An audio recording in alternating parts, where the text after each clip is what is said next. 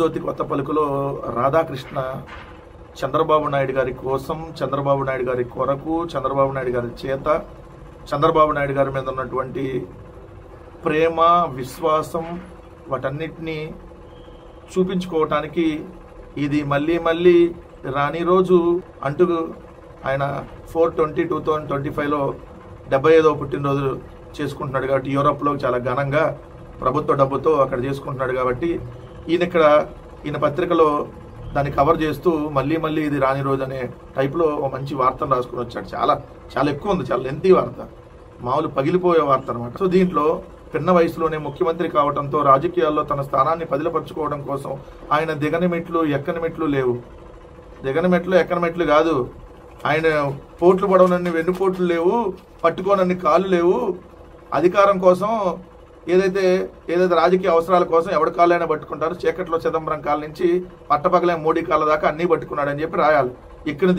దిగని మెట్లు ఎక్కని మెట్లు అంటే కాదు రాయాల్సింది. ఈ క్రమంలోనే ఆయన తను తాను రోబోగా మార్చుకున్నాడు. ఆయనకు అసలు మంచి మానవత్వం ఏమైనా ఉంటేనే కదా రోబో నేను ఎవరినైనా చెప్తారు. ఆయనకు ప్రేమ ఇట్లాంటివి ఏమి ఉండవు కదా, అంతా ఎప్పుడు యాంత్రికంగానే పనిచేస్తూ ఉంటాడు కదా. ప్రేమ ఆప్యాయతలతో ఏ రోజు పనిచేయడు కదా, అది కరెక్టే రాసు. ఆయన గుండె పొరల్లో తడి లేదా ఉంటే ఉంటుంది. ఇది చూస్తే రవితేజ సినిమా కృష్ణ అని సినిమా ఉంటారు, బావి దగ్గర ఇద్దరు సరసాలు ఆడుకుంటూ ఉంటారు.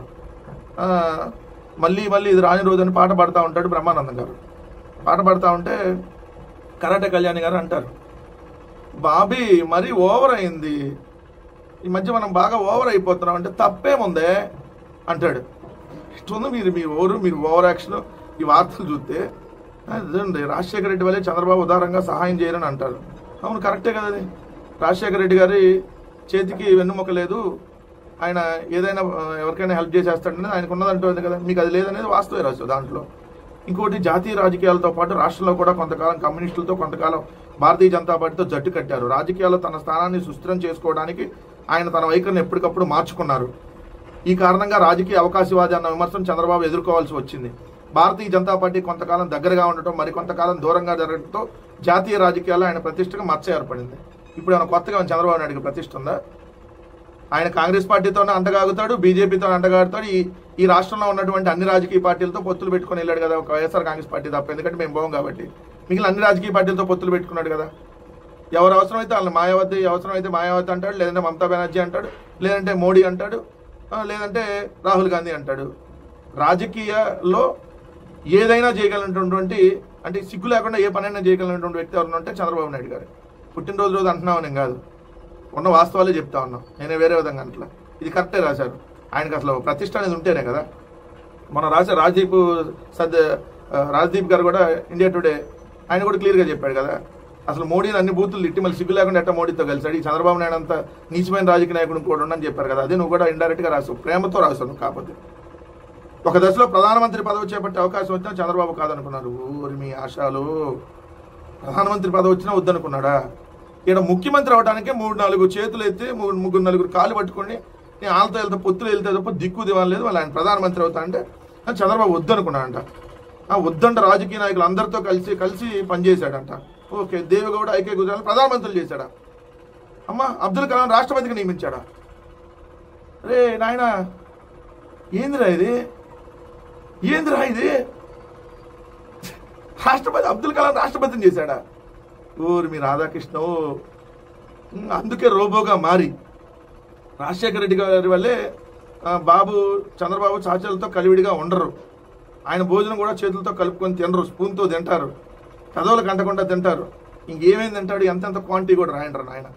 ఎవరికి ఆయన తింటే ఎంత, ఏం తింటాడో మాకెందుకు, స్పూన్తో తింటాడా, చేతితో తింటాడా, లేదంటే గోల్డెన్ స్పూన్ వేసుకొని తింటాడా, కొంచెమే తింటాడా, ఇంతే లిమిటెడ్గా తింటాడంట. ఇది వార్త ఎవరికన్నా ప్రయోజనకరమైన. ఆయన తనకు భువనేశ్వరికి ఇవ్వకో తనకు వద్దని వారించారు, చూసి పక్కన వారు ఇచ్చేశారు. మామూలుగా అయితే మనం మొత్తం ప్రసాదం తినేస్తాం, ప్రసాదం ఎంత ఉంటే అంత తినరు, ప్రసాదం ఎక్కువైనా కూడా వదిలేస్తారు. చంద్రబాబు నాయుడు ఇంతే తింటారంట. దాంట్లోనే రాధాకృష్ణ గారు రాస్తాడు, చంద్రబాబు నాయుడు గారు ఆయన తను రోబోగా మార్చుకున్నారు. ఆయన గుండె పొరల్లో తడి లేదా ఉంటే ఉంటుంది, అయితే ఇతరుల వలె దాన్ని ఆయన ప్రదర్శించరు.